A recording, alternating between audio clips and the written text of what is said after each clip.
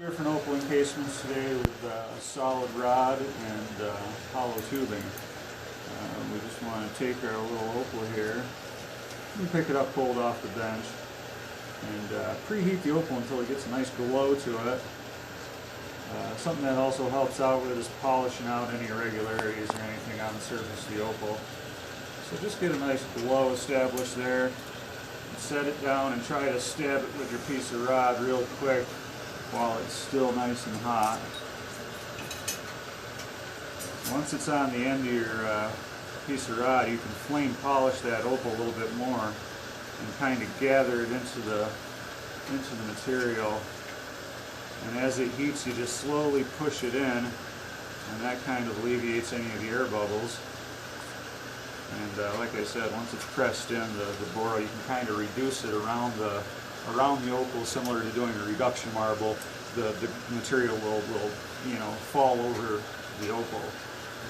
And so once it's mostly encased and flattened against the surface of the initial rod, you just take your other little chunk of clear here and sandwich it in and add or subtract as much glass as you like. This is typically how I do an opal encasement versus the tube encasement.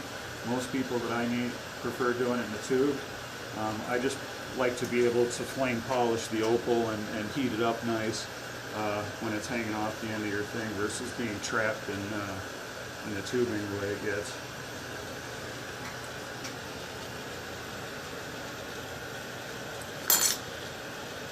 So once again, get this side nice and hot. Hotter than this side, or both sides super hot, and just smush them together.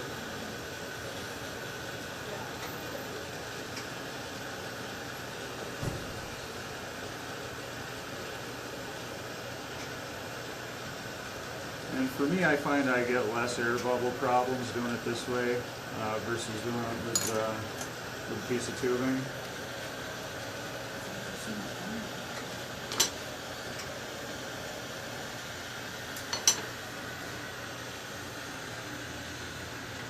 So there's your solid rod opal encasement with your Gilson opals. There's a stray little air bubble over there. You can yank that out if you were getting real particular. But around the stone itself, there's no air bubbles. The encase is really clear. And then we've got our tube encasement as well. Usually 12 mil is about the perfect size for a little piece of opal. 9 mil or 12 mil. Heavy wall is good because you want a lot of glass to make it into a marble with. Close down the front of your tube. I like to get a real thick spot on the front here before I drop the opal in. That way I've got a good amount of material on one side of the stone already to turn it into a bead, marble, pendant, what have you. So it's a nice thick gather there. And because of the heat of that gather, it'll preheat your opal a little bit. So usually you can just drop them through the stem like that. And once it heats up, it'll tag onto the molten material. And then you just get it nice and hot and just apply a little suction and it kind of vacuums over it real nice like. You can see the stone starting to glow a nice orange there. When you get that stone glowing orange, that's usually when you're ready to suction over it. Just get it real ultra hot. The hotter it is, the better. If it's cold, it'll trap air bubbles.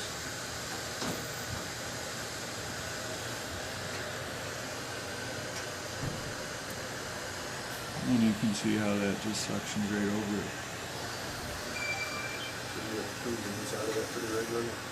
So you left a little air bubble on the face of it. And that's why I prefer the other method.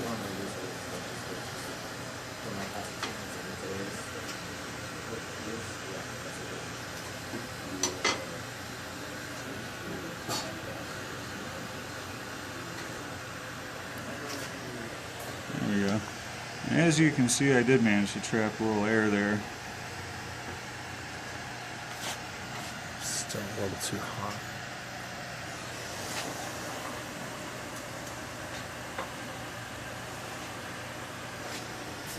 Maybe color to come out in a second. Yes.